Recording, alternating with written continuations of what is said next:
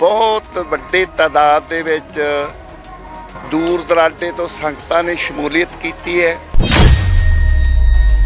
ਨੌਜਵਾਨਾਂ ਨੇ ਬੜੇ ਜਾਬਤੇ 'ਚ ਖੁਦ ਰਹਿ ਕੇ ਤੇ ਜਾਬਤੇ 'ਚ ਰੱਖ ਕੇ ਬਹੁਤ ਹੀ ਸੋਹਣਾ ਪ੍ਰੋਗਰਾਮ ਕੀਤਾ। ਇੱਥੇ ਬਹੁਤ ਸਾਰਾ ਇਹ ਪ੍ਰਚਾਰ ਹੋ ਰਿਹਾ, ਇਹ ਸੱਚ ਵੀ ਹੈ ਝੂਠ ਨਹੀਂ, ਕਿ ਨੌਜਵਾਨ ਤਬਕਾ ਜਿਹੜਾ ਵਾ ਬਹੁਤ ਜ਼ਿਆਦਾ ਨਸ਼ੇ ਵਿੱਚ ਹੈ। ਪਰ ਇੱਥੇ ਦੇਖਿਆ ਕੋਈ ਕਿਸੇ ਬੱਚੇ ਨੇ ਨਸ਼ਾ ਨਹੀਂ ਕੀਤਾ ਕਿਸੇ ਤਰ੍ਹਾਂ ਦਾ। ਲੋਕਾਂ ਦਾ ਵਿਸ਼ਵਾਸ ਟੁੱਟ ਚੁੱਕਾ ਸਰਕਾਰਾਂ ਤੋਂ, ਚਾਹੇ ਪੰਜਾਬ ਦੀ ਹੈ ਚਾਹੇ ਭਾਰਤੀ ਸਰਕਾਰ ਆ, ਸੈਂਟਰ ਦੀ ਆ। ਹੁਣ ਤਾਂ ਗੱਲ ਤਾਂ ਦੋ ਟੁੱਕ ਆ, ਇਹਦੇ ਵਿੱਚ ਕੋਈ ਹੈ ਨਹੀਂ ਕਿ ਸ਼ੰਕਾ ਵਾਲੀ ਗੁੰਜਾਇਸ਼ ਹੈ ਨਹੀਂ ਵੀ ਜਾਂ ਤੋਂ ਬੰਦੀ ਸਿੰਘ ਰਿਹਾ ਹੋਣਗੇ, ਉਹ ਹੋਣਗੇ ਵੀ ਜਲਦੀ।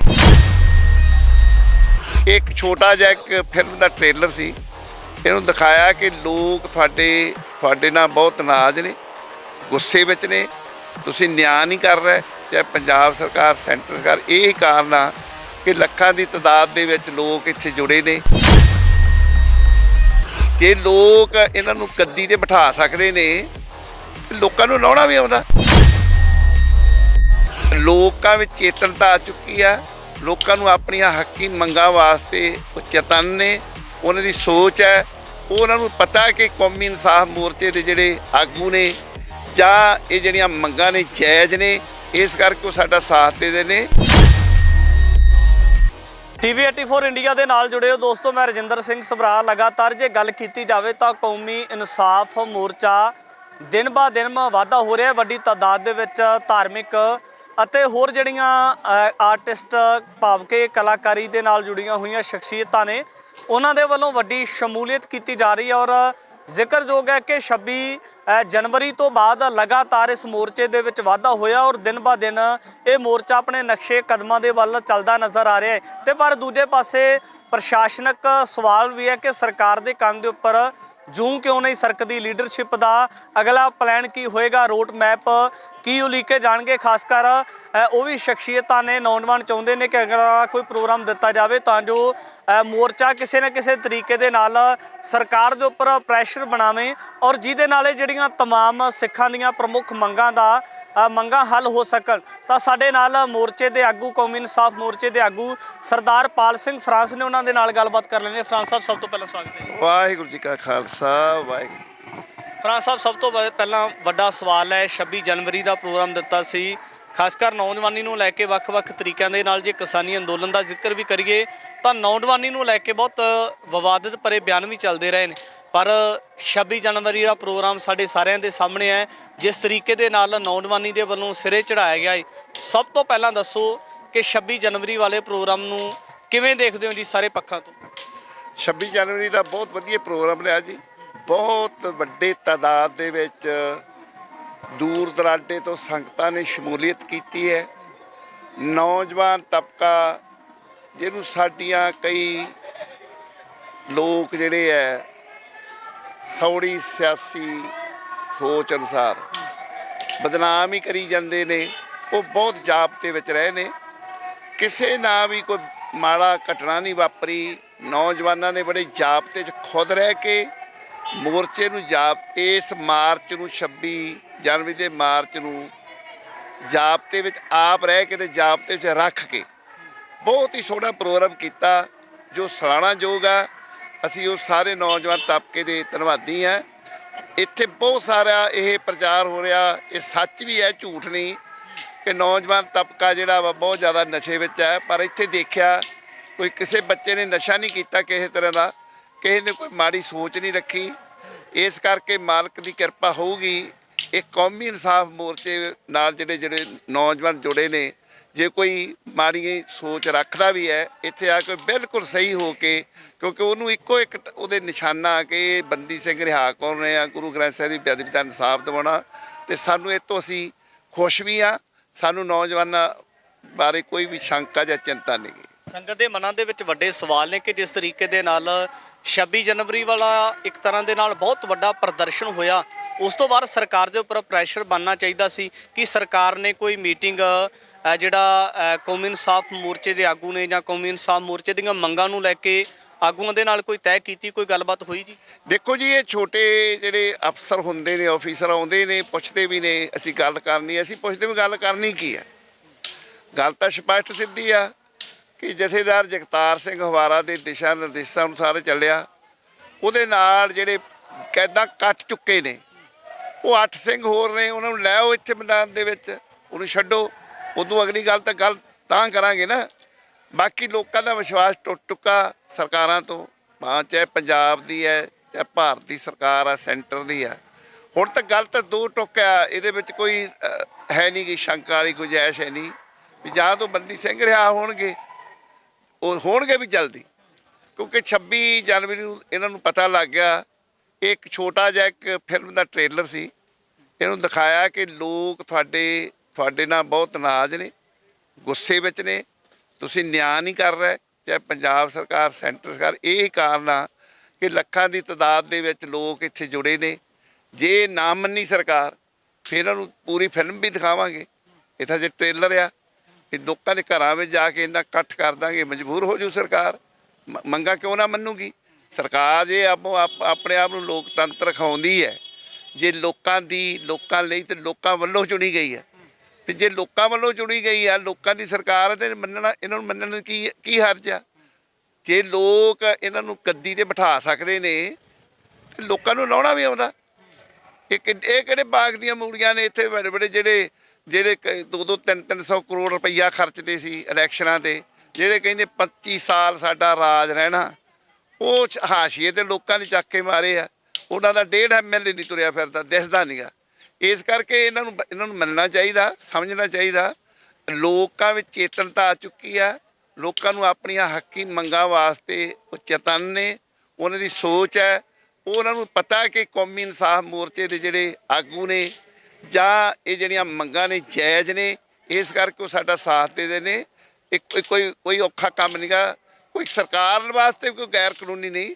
ਸਰਕਾਰ ਨੂੰ ਵੀ ਮਾੜਾ ਜਿਹਾ ਸੋਚਣਾ ਚਾਹੀਦਾ ਕਿ ਲੋਕ ਸੜਕਾਂ 'ਤੇ ਆਉਂਦੇ ਕਿਉਂ ਨੇ, ਕਿਉਂਕਿ ਖੁਦ ਜਿੰਨੀ ਜੇ ਪੰਜਾਬ ਦੀ ਸਰਕਾਰ ਦੀ ਗੱਲ ਕਰੀਏ, ਜਿੰਨੇ ਵੀ MLA ਨੇ ਬਹੁਤ ਸਾਰੇ, ਇੱਥੋਂ ਤੱਕ ਪੰਜਾਬ ਵਿਧਾਨ ਸਭਾ ਦੇ ਜਿਹੜੇ CM ਨੇ, ਚੀਫ ਮਿਨਿਸਟਰ ਨੇ, ਉਹ ਵੀ ਆਪ ਧਰਨਿਆਂ 'ਤੇ ਬੈਠੇ ਨੇ। ਉਹਨੂੰ ਪਤਾ ਵੀ ਲੋਕ ਕਿੰਨੇ ਦੁਖੀ ਹੁੰਦੇ ਨੇ ਧਰਨਿਆਂ 'ਚ। ਕੌਣ ਬਹਿਣਾ ਚਾਹੁੰਦਾ ਸੜਕ ਦੇ ਉੱਤੇ ਕਿਨਾਰਿਆਂ 'ਤੇ, ਠੰਡ 'ਚ, ਮੌਸਮ ਗੰਦੇ ਮਾੜੇ ਮੀਂਹ ਕਣੀ ਦੇ ਵਿੱਚ, ਗੜਿਆਂ 'ਚ, ਕੱਕਰ ਕੋਰੇ 'ਚ ਕੌਣ ਬਹਿਣਾ ਚਾਹੁੰਦਾ? ਜਦੋਂ ਨਹੀਂ ਨਿਆਂ ਮਿਲਦਾ ਫਿਰ ਲੋਕ ਸੜਕ 'ਤੇ ਬਹਿੰਦੇ ਨੇ। ਇਹ ਸੋਚ ਲੈਣ ਵੀ ਜਦੋਂ ਇਹ ਬਹਿੰਦੇ ਸਨ ਇਹਨਾਂ ਨੂੰ ਕੀ ਤਕਲੀਫ ਸੀਗੀ, ਹੁਣ ਹੁੰਦੀ ਹੋਊਗੀ ਉਸ ਸਮੇਂ ਜਦੋਂ ਧਰਨਿਆਂ 'ਚ ਬਹਿੰਦੇ ਨੇ। ਤੇ ਹੁਣ ਲੋਕ ਬੈਠੇ, ਜੇ ਲੋਕਾਂ ਦੀ ਨਾ ਸੁਣੀ ਇਹਨਾਂ ਨੇ ਤੇ ਫਿਰ ਇਹ ਔਖਾ ਕੰਮ ਨਹੀਂਗਾ, ਲੋਕ ਵੀ ਇਹਨਾਂ ਨੂੰ ਲਾਉਣ ਜਾਣਦੇ ਨੇ। ਫਰਾਂਸ ਸਾਹਿਬ, ਲੋਕਾਂ ਦਾ ਸਵਾਲ ਹੈ ਕਿ ਕਹਿੰਦੇ ਨੇ ਕਿ 26 ਜਨਵਰੀ ਤੋਂ ਬਾਅਦ ਲੀਡਰਸ਼ਿਪ ਦੇ ਵੱਲੋਂ ਇਸ ਤਰ੍ਹਾਂ ਦਾ ਪ੍ਰੋਗਰਾਮ ਕਿਹੜਾ ਦਿੱਤਾ ਜਾਊਗਾ ਕਿ ਨੁਮਾਇੰਦਿਆਂ ਦਾ ਘਰਾਓ ਕੀਤਾ ਜਾਊਗਾ ਜਾਂ ਕੋਈ ਹੋਰ ਰੋਡ ਮੈਪ ਹੋਊਗਾ? ਇਹ ਦੇਖੋ ਜੀ, ਇਹ ਤਾਂ ਸਮੇਂ ਦੇ ਗਰਭ ਵਿੱਚ ਆ। ਇਹ ਸਮਾਂ ਦੱਸੇਗਾ ਵੀ। ਸਾਨੂੰ ਪਤਾ ਇਹ ਵੀ ਲੋਕਾਂ ਵਿੱਚੋਂ ਨੇ, ਅਸੀਂ ਵੀ ਲੋਕਾਂ ਵਿੱਚੋਂ ਹੀ ਆ, ਅਸੀਂ ਕੋਈ ਬਾਹਰੋਂ ਨਹੀਂ ਆਏ ਹੋਏ। ਸਾਨੂੰ ਪਤਾ ਇਹਨਾਂ ਦੀਆਂ ਮਰੋੜੀਆਂ ਕਿੱਥੇ ਨੇ, ਇਹਨੂੰ ਕਿੱਥੇ ਤਕਲੀਫ ਹੁੰਦੀ ਹੈ। ਹੁਣ ਉੱਥੇ ਇਹਨਾਂ ਨੂੰ ਜਦੋਂ ਤਕਲੀਫ ਦਿੱਤੀ, ਇਹਨਾਂ ਨੇ ਆਪਣੇ ਆਪ ਹੀ ਮੰਨਾਂਗੇ। ਇਹ ਤਾਂ ਹਜੇ ਸਮੇਂ ਦੇ ਗਰਭ 'ਚ ਆ। ਜਦ ਸਾਰੇ ਜਿਹੜੇ ਸਾਡੇ ਨੁਮਾਇੰਦੇ ਨੇ, ਜਿਹੜੇ ਵੱਖ-ਵੱਖ ਜਥੇਬੰਦੀਆਂ ਤੋਂ ਤਾਲਮੇਲ ਕਮੇਟੀ ਬਣੀ ਰਹਿ ਕਰਕੇ ਇਹੋ ਜਿਹਾ ਪ੍ਰੋਗਰਾਮ ਲਿਖਾਂਗੇ। ਲੋਕਾਂ ਦੀ ਸ਼ਕਤੀ ਦੇ ਨਾਲ ਹੀ ਲਿਖਣਾ, ਕੋਈ ਐਡੀ ਗੱਲ ਨਹੀਂ। ਇਹਨਾਂ ਨੂੰ ਮਜਬੂਰ ਕਰ ਦਾਂਗੇ। ਅਜਿਹੀ ਇਸ ਤਰ੍ਹਾਂ ਦੀ ਕਿਹੜੀ ਮਜਬੂਰੀ ਹੋ ਸਕਦੀ ਹੈ ਕਿ ਜਿਹੜੀ ਇੱਕ ਤਰ੍ਹਾਂ ਦੇ ਨਾਲ ਪੰਜਾਬ ਦੇ ਲੋਕਾਂ ਨੇ ਬਹੁਤਾ ਲੰਬਾ ਸਮਾਂ ਨਹੀਂ ਹੋਇਆ ਕਿ ਆਮ ਲੋਕਾਂ ਨੂੰ ਚੁਣ ਕੇ ਵਿਧਾਨ ਸਭਾ ਦੇ ਵਿੱਚ ਭੇਜ ਦਿੱਤਾ ਹੋਵੇ, ਤਾਂ ਉਸ ਤੋਂ ਬਾਅਦ ਜਿਹੜੀਆਂ ਮੰਗਾਂ ਨੂੰ ਲੈ ਕੇ ਸੱਤਾ ਵਿੱਚ ਆਏ ਹੋਵੋ, ਜਿਹੜੀਆਂ ਮੰਗਾਂ ਪੰਜਾਬ ਦੀਆਂ ਹੋਣ, ਸਿੱਖਾਂ ਦੀਆਂ ਹੋਣ, ਉਹਨਾਂ ਮੰਗਾਂ ਦੇ ਵੱਲੇ ਨਾ ਖਿਆਲ ਕਰਨਾ, ਇੱਥੋਂ ਤੱਕ ਕਿ ਨਾ ਕੋਈ ਵਿਰੋਧ ਦੇ ਵਿੱਚ, ਨਾ ਕੋਈ ਇਸ ਮੋਰਚੇ ਦੇ ਹੱਕ ਦੇ ਵਿੱਚ ਬਿਆਨ ਦੇਣਾ, ਇਸ ਤਰ੍ਹਾਂ ਦੀ ਕਿਹੜੀ ਬੇਵਸੀ ਨਜ਼ਰ ਆਉਂਦੀ ਹੈ? ਦੇਖੋ ਜੀ, ਮਨੁੱਖ ਦੋ ਤਰ੍ਹਾਂ ਦਾ ਸੁੱਤਾ ਹੁੰਦਾ। ਇੱਕ ਹੁੰਦਾ ਵਾ ਸੁੱਤਾ ਤੇ ਉਹਨੂੰ ਮਾੜਾ ਜਿਹਾ ਬੋਲੀਏ ਤੇ ਜਾਗ ਪੈਂਦਾ। ਇੱਕ ਮਨੁੱਖ ਹੁੰਦਾ ਜਾਗਦਾ, ਉਹਨੂੰ ਪੰਜਾਬੀ 'ਚ ਕਹਿੰਦੇ ਢੀਠ ਹੋਇਆ। ਉਹ ਅੱਖਾਂ ਮੀਟੀਆਂ ਹੁੰਦੀਆਂ, ਉਹਨੂੰ ਪਤਾ ਸਾਰਾ ਕੁਝ ਹੁੰਦਾ। ਇਹਨਾਂ ਨੂੰ ਸਾਰਾ ਪਤਾ ਕੀ ਹੋ ਰਿਹਾ, ਪਰ ਦੁੱਖ ਦੀ ਗੱਲ ਇਹ ਆ ਇਹਨਾਂ ਦੀ ਡੋਰੀ ਨਹੀਂ ਆਪਣੇ ਹੱਥ। ਇਹ ਦਿੱਲੀ ਜਿਹੜੀ ਇਹਨਾਂ ਦੇ ਮੁਖੀ ਨੇ, ਉਹ ਇਹਨਾਂ ਨੂੰ ਘੁਮਾ ਰਹੇ ਨੇ। ਇਹਨਾਂ ਨੂੰ ਇਹ ਸਮਝਣਾ ਚਾਹੀਦਾ ਕਿ ਪੰਜਾਬ ਦੇ ਲੋਕਾਂ ਨੇ ਇਹਨੂੰ ਵੋਟਾਂ ਪਾ ਕੇ ਬਣਾਇਆ, ਲੋਕਾਂ ਨੇ ਇਹਨਾਂ 'ਤੇ ਵਿਸ਼ਵਾਸ ਕੀਤਾ। ਜਿਹੜੇ ਇਹਨਾਂ ਨੇ ਵਚਨ ਕੀਤੇ ਨੇ ਕਿ ਅਸੀਂ 24 ਘੰਟੇ ਵਿੱਚ ਨਸ਼ੇ ਬੰਦ ਕਰ ਦਾਂਗੇ, 24 ਘੰਟੇ ਵਿੱਚ ਨਿਆਂ ਦੇ ਦਾਂਗੇ, ਹੁਣ ਉਹ ਸਾਹਮਣੇ ਆਉਣ ਜਾਂ ਦੱਸਣ ਲੋਕਾਂ ਨੂੰ ਇਹਨਾਂ ਨੂੰ ਦਿੱਕਤ ਕਿੱਥੇ ਆ ਰਹੀ, ਕਿੱਥੇ ਇਹਨਾਂ ਨੂੰ ਪਰੇਸ਼ਾਨੀ ਹੋ ਰਹੀ ਆ। ਉਹ ਕਿਹੜਾ ਮਨੁੱਖ ਆ, ਕਿਹੜਾ ਇਨਸਾਨ ਹੈ, ਕਿਹੜਾ ਲੀਡਰ ਹੈ ਜਿਹੜਾ ਨਸ਼ੇ ਬੰਦ ਨਹੀਂ ਖਤਮ ਨਹੀਂ ਹੋਣ ਦਿੰਦਾ। ਜਿਹੜੀ ਨਸ਼ਿਆਂ ਦੀ ਸਮਗਲਿੰਗ ਆ ਉਹ ਕਿਉਂ ਨਹੀਂ ਖਤਮ ਹੋ ਰਹੀ? ਜਾਂ ਕਿਹੜਾ ਮਨੁੱਖ ਆ, ਕਿਹੜਾ ਇਨਸਾਨ, ਕਿਹੜਾ ਰਾਜਨੀਤਿਕ ਲੀਡਰ ਆ ਜਿਹੜਾ ਬੰਦੀ ਸਿੰਘਾਂ ਦੀ ਰਿਹਾਈ ਵਿੱਚ ਰੋੜਾ ਬਣਦਾ? ਜਿਹੜਾ ਭੁੱਲਰ ਸਾਹਿਬ ਨੇ, ਪ੍ਰੋਫੈਸਰ ਦਵਿੰਦਰਪਾਲ ਸਿੰਘ ਭੁੱਲਰ, ਉਹ ਤਾਂ ਹੈ ਹੀ ਇਹਨਾਂ ਦੇ ਨਿਰਭਰ, ਉਹਨਾਂ ਦਾ ਕੇਸ ਇਹ ਸਾਈਨ ਕਰਨ, ਇਹ ਕਿਉਂ ਨਹੀਂ ਕਰਦੇ? ਉਹਦੀ ਕੀ ਤਕਲੀਫ ਇਹਨਾਂ ਨੂੰ ਹੋ ਰਹੀ ਹੈ? ਬਾਕੀ ਹੈਰਾਨਗੀ ਵਾਲੀ ਗੱਲ ਹੈ, ਇਹ ਪਹਿਲੀ ਵਾਰੀ ਸਾਨੂੰ ਤਾਂ ਸਮਝਣ ਲੱਗੀ ਆ ਜਾਂ ਸੁਣਨ ਦਾ ਮੌਕਾ ਮਿਲਿਆ ਕਿ ਜਥੇਦਾਰ ਜਗਤਾਰ ਸਿੰਘ ਹਵਾਰਾ ਦੇ ਉੱਤੇ 2 ਕੇਸ ਪੰਜਾਬ 'ਚ ਨੇ। ਉਹਨਾਂ ਦੇ ਕੋਈ ਦਿਲ ਦੀ ਕੇਸ ਨਹੀਂ, ਉਹਨਾਂ ਨੂੰ ਪੰਜਾਬ ਨਹੀਂ ਲਿਆ ਰਹੇ। 12 ਜਨਵਰੀ ਦੀ ਤਰੀਕ ਸੀ ਉਹਨਾਂ ਦੀ, ਉਹ ਕੇਸ ਵੀ 1998 ਦੇ ਨੇ। ਹੈਰਾਨਗੀ ਵਾਲੀ ਗੱਲ ਆ ਵੀ 24 ਸਾਲ ਹੋ ਗਏ ਨੇ ਅੱਜ। ਜੇ ਇਸ ਕੇਸ ਦੇ ਵਿੱਚ ਉਹਨੂੰ 10 ਸਾਲ ਤੋਂ ਵੱਧ ਸਜ਼ਾ ਨਹੀਂ ਹੋ ਸਕਦੀ, ਔਰ ਸਾਰੇ ਉਹਦੇ ਨਾਲ ਦੇ ਜਿਹੜੇ ਉਹਦੇ ਕੇਸ ਨਾਲ ਸੰਬੰਧਿਤ ਬੰਦੇ ਸਨ ਸਾਰੇ ਬਰੀ ਹੋ ਚੁੱਕੇ ਨੇ। ਜੇ ਇਸ ਮਨੁੱਖ ਦੇ ਉੱਤੇ ਕੈਦ ਹੀ ਮੈਕਸੀਮਮ ਜੱਜ 10 ਸਾਲ ਤੋਂ ਵੱਧ ਕਰ ਨਹੀਂ ਸਕਦਾ, 24 ਸਾਲ ਤੋਂ ਕੇਸ ਹੀ ਨਾ ਚੱਲੇ, ਦੱਸੋ ਨਿਆਂ ਦੀ ਕੀ ਆਸ ਰੱਖੀ ਜਾ ਸਕਦੀ? ਇਹਨੂੰ ਆਪਣੇ ਆਪ ਕਰ ਤੁੱਫੇ, ਜਿੰਨਾ ਚਿਰ ਉਹਨੂੰ ਲਿਆਉਂਦੇ ਨਹੀਂ, ਕੋਰਟ ਦੇ ਵਿੱਚ ਪੇਸ਼ ਨਹੀਂ ਕਰਦੇ, ਉਹ ਪਰਸਨਲ ਅਪੀਅਰ ਨਹੀਂ ਹੁੰਦਾ, ਨਿੱਜੀ ਤੌਰ ਤੇ ਆਉਂਦਾ ਨਹੀਂ, ਉਹਨਾਂ ਚਿਰ ਕੇਸ ਨਹੀਂ ਚੱਲਣਾ, ਚਾਰਜ ਨਹੀਂ ਲੱਗਣਾ। ਛੱਡਣ ਦੀ ਤਾਂ ਗੱਲ ਬਾਅਦ ਦੀ ਆ। ਪਹਿਲੀ ਗੱਲ ਤਾਂ ਇਹ ਕਿਹੜਾ ਕਾਨੂੰਨ ਆ ਵੀ ਬੰਦੇ ਦਾ ਉੱਥੇ ਕੇਸ ਹੀ ਕੋਈ ਨਹੀਂ ਦਿੱਲੀ 'ਚ ਲਿਆਉਣ ਦੀ ਦਿੱਕਤ ਕੀ? ਜਾਂ ਪਬਲਿਕ ਨੂੰ ਦੱਸਣ ਵੀ ਸੈਂਟਰ ਸਰਕਾਰ ਦਿੰਦੀ ਨਹੀਂ, ਜਾਂ ਲੋਕਾਂ ਨੂੰ ਦੱਸ, ਲੋਕ ਆਪੇ ਸੈਂਟਰ ਸਰਕਾਰ ਨੂੰ ਖਿੱਚਣਗੇ ਵੀ ਤੁਸੀਂ ਦੱਸੋ ਕਿਹੜੇ ਕਾਨੂੰਨ ਅਨੁਸਾਰ ਇਸ ਬੰਦੇ ਨੂੰ ਰੱਖਿਆ ਹੋਇਆ ਦਿੱਲੀ ਦੇ ਵਿੱਚ, ਜਦੋਂ ਇਹਦੇ ਕੇਸ ਕੋਈ ਨਹੀਂ। ਇਹ ਕੁਛ ਤਾਂ ਦੱਸਣ, ਇਹ ਕਿਉਂ ਇੱਕ ਦੂਸਰੇ ਤੇ ਇਹ ਤਲਕਾਉਂਦੇ ਆ ਵੀ ਕਦੀ ਬਾਲ ਉੱਧਰ ਸਿੱਟ ਦਿੰਦੇ, ਉਹ ਇੱਧਰ ਸਿੱਟ ਦਿੰਦੇ ਆ। ਪਰ ਹੁਣ ਲੋਕਾਂ ਨੂੰ ਸਮਝ ਪੈ ਗਈ ਆ ਇਹ ਸਰਕਾਰ ਸਿਰਿਓਂ ਪਰੇ ਨਲਾਇਕ ਸਿੱਧ ਹੋਈ ਆ। ਇਹਨਾਂ ਕੋਲ ਕੋਈ ਕੰਮ ਨਹੀਂ ਹੋਇਆ, ਕਦੀ ਖਜ਼ਾਨਾ ਖਾਲੀ ਹੈ, ਕਦੀ ਆਹ ਖਾਲੀ ਹੈ। ਇਹਨਾਂ ਨੂੰ ਪਤਾ ਨਹੀਂ ਖਜ਼ਾਨਾ ਖਾਲੀ ਪਹਿਲਾਂ ਕਿੱਥੋਂ ਲਿਆਉਣੇ ਸੀ ਪੈਸੇ। ਜਦੋਂ ਇਹ ਵਚਨ ਕਰਦੇ ਉਦੋਂ ਇਹਨਾਂ ਨੂੰ ਸਮਝ ਨਹੀਂ ਸੀ ਕਿ ਕਿੱਥੋਂ ਟੈਕਸ ਆਉਣਾ, ਕਿੱਥੋਂ ਆਉਣਾ, ਕਿੱਥੋਂ ਖਜ਼ਾਨਾ ਭਰਨਾ। ਇਹ ਹੁਣ ਇਹ ਲੋਕਾਂ ਦੇ ਇਹ ਕਿਉਂ ਸੱਟ ਦਿੱਤੇ ਆ ਵੀ ਖਜ਼ਾਨਾ ਖਾਲੀ ਸੀ? ਜਾਂ ਇਹਨਾਂ ਨੂੰ ਪਤਾ ਨਹੀਂ ਸਮਗਲਿੰਗ ਕਿੱਥੋਂ ਹੋ ਰਹੀ ਆ? ਮੈਨੂੰ ਤਾਂ ਯਕੀਨ ਆ ਇੱਕ SHO ਚਾਹਵੇ, ਮੈਂ SSP ਦੀ ਨਹੀਂ ਗੱਲ ਕਰਦਾ, ਇੱਕ SHO ਚਾਹਵੇ ਥਾਣੇ ਦੇ ਵਿੱਚ ਚਿੜੀ ਨਹੀਂ ਫਰਕ ਸਕਦੀ, ਉਹਨਾਂ ਨੂੰ ਸਾਰਾ ਪਤਾ ਹੁੰਦਾ। ਮੈਂ ਕਈ ਵਾਰੀ ਬੇਨਤੀ ਵੀ ਕੀਤੀ ਹੈ, ਇੱਕ ਮਨੁੱਖ ਫੜਿਆ ਜਾਂਦਾ, ਉਹਦੇ ਕੋਲ 10-20 ਗ੍ਰਾਮ ਸਮੈਕ ਫੜੀ ਜਾਂਦੀ ਜਾਂ ਪਾਊਡਰ ਜੋ ਇਹ ਕਹਿੰਦੇ ਨੇ ਫੜਿਆ ਜਾਂਦਾ, ਜਦੋਂ ਇਹ ਕੁੱਟਦੇ ਆ, ਪੁੱਛਦੇ ਆ, ਉਹ ਬੰਦਾ ਦੱਸਦਾ ਕਿ ਮੈਂ ਫਲਾਣੇ ਤੋਂ ਲੈ ਕੇ ਆ। ਕਦੀ ਇਹਨੇ ਦੂਜਾ ਫੜਿਆ, ਜੇ ਉਹਦੇ ਕੋਲ ਪੁੱਛਿਆ ਜਾਵੇ, ਤੀਜਾ ਬੰਦਾ, ਉਹ ਚੌਥਾ ਬੰਦਾ ਜਾ ਕੇ ਬਹੁਤ ਵੱਡਾ ਲੀਡਰ ਹੋਊਗਾ, ਕਿਉਂਕਿ ਗਰੀਬ ਦਾ ਕੰਮ ਹੀ ਨਹੀਂਗਾ 50-60 ਲੱਖ ਦੇ ਭੂਕੀ ਦਾ ਟਰੱਕ ਲੈ ਆਉਣਾ, ਤਕੜੇ ਬੰਦਿਆਂ ਦਾ ਕੰਮ ਆ। ਇਹ ਉੱਥੋਂ ਤੱਕ ਕਿਉਂ ਨਹੀਂ ਜਾਂਦੇ?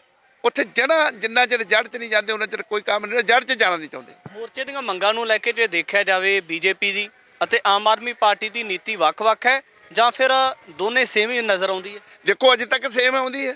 ਜਦੋਂ ਨਿਆਂ ਹੀ ਨਹੀਂ ਦੇ ਰਹੀ, ਇਹ ਪਹਿਲਾਂ ਆਪਣਾ ਨਿਆਂ ਕਰਨ ਪੰਜਾਬ ਦੇ, ਫਿਰ ਅਸੀਂ ਆਪੇ ਸੈਂਟਰ ਸਰਕਾਰ ਨੂੰ ਪੁੱਛੀਏ, ਜਾਂ ਸੈਂਟਰ ਸਰਕਾਰ ਆਪਣਾ ਕਰੇ ਜਿਹੜਾ ਉਹਦਾ ਫੈਸਲਾ, ਜਿਹੜੇ ਉਹਦੇ ਅਧਿਕਾਰ ਖੇਤਰ 'ਚ ਆਉਂਦੇ ਨੇ ਉਹ ਸਿੰਘਾਂ ਨੂੰ ਰਿਹਾ ਕਰਨ।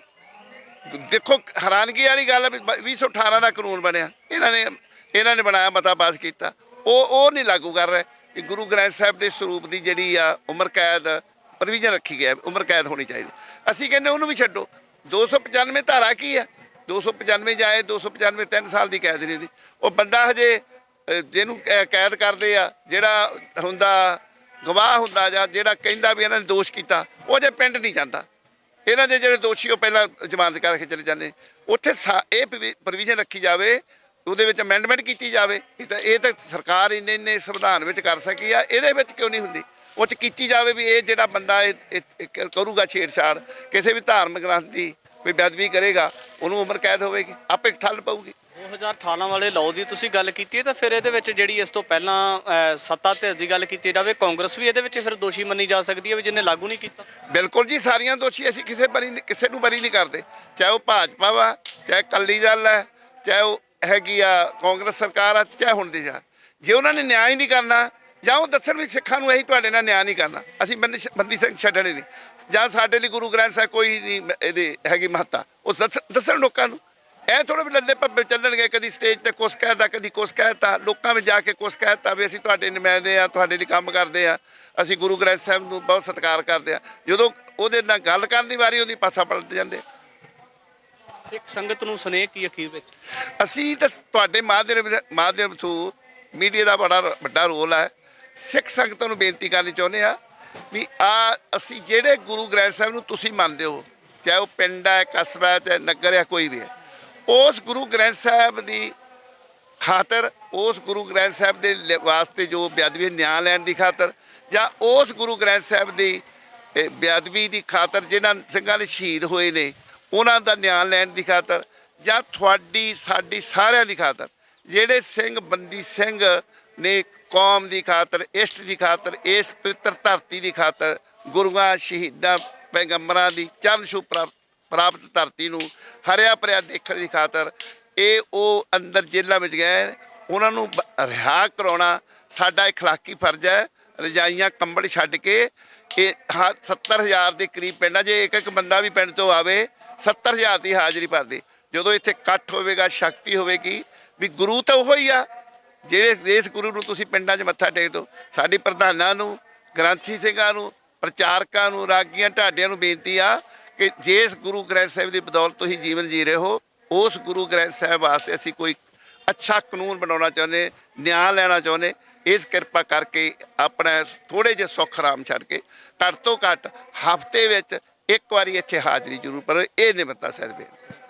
ਕੌਮੀ ਮੋਰਚੇ ਦੇ ਆਗੂ ਜਿਹੜਾ ਸੀ ਪਾਲ ਸਿੰਘ ਫਰਾਂਸ ਦੇ ਨਾਲ ਗੱਲਬਾਤ ਕੀਤੀ ਹੈ ਤਾਂ ਉਹਨਾਂ ਬੜੀ ਦਲੀਲ ਦੇ ਨਾਲ ਦੱਸਿਆ ਕਿ ਪੰਜਾਬ ਸਰਕਾਰ ਨੂੰ ਅਤੇ ਸੈਂਟਰ ਸਰਕਾਰ ਨੂੰ ਸਿੱਖਾਂ ਦੀਆਂ ਪ੍ਰਮੁੱਖ ਮੰਗਾਂ ਦੇ ਨਾਲ ਜੁੜਦੇ ਹੋਏ ਜਿਹੜੇ ਵੱਡੇ ਮਸਲੇ ਨੇ ਉਹਨਾਂ ਦੇ ਵੱਲੇ ਜ਼ਰਾ ਗੌਰ ਕਰਨ ਦੀ ਜ਼ਰੂਰਤ ਹੈ, ਜਾਂ ਫਿਰ ਸਾਫ਼ ਸਪਸ਼ਟ ਕਰ ਦੇਣਾ ਚਾਹੀਦਾ ਕਿ ਅਸੀਂ ਜਿਹੜੀਆਂ ਸਿੱਖਾਂ ਦੀਆਂ ਵੱਡੀਆਂ ਚੁਣੌਤੀਆਂ ਨੇ ਅਸੀਂ ਉਹਨਾਂ ਨੂੰ ਹੱਲ ਕਰਨ ਵਾਸਤੇ ਤਿਆਰ ਨਹੀਂ ਹੈ। ਤਾਂ ਆਉਣ ਵਾਲੇ ਸਮੇਂ ਦੇ ਵਿੱਚ ਇਹ ਵੀ ਜ਼ਿਕਰਯੋਗ ਰਹੇਗਾ ਕਿ ਕਿਸ ਤਰੀਕੇ ਦੇ ਨਾਲ ਮੋਰਚੇ ਦੇ ਆਗੂਆਂ ਦੇ ਵੱਲੋਂ ਇੱਕ ਵੱਡਾ ਪ੍ਰੋਗਰਾਮ ਦੇਣ ਬਾਰੇ ਵੀ ਗੱਲ ਕੀਤੀ ਗਈ ਹੈ। ਕਿਸ ਤਰ੍ਹਾਂ ਦੀ ਰੂਪ ਰੇਖਾ ਹੋਵੇਗੀ, ਭਵਿੱਖ ਵਿੱਚ ਵੀ ਇਸ ਤਰ੍ਹਾਂ ਦੀ ਗੱਲਬਾਤ ਲੈ ਕੇ ਹਾਜ਼ਰ ਹੋਵਾਂਗੇ। ਧੰਨਵਾਦ।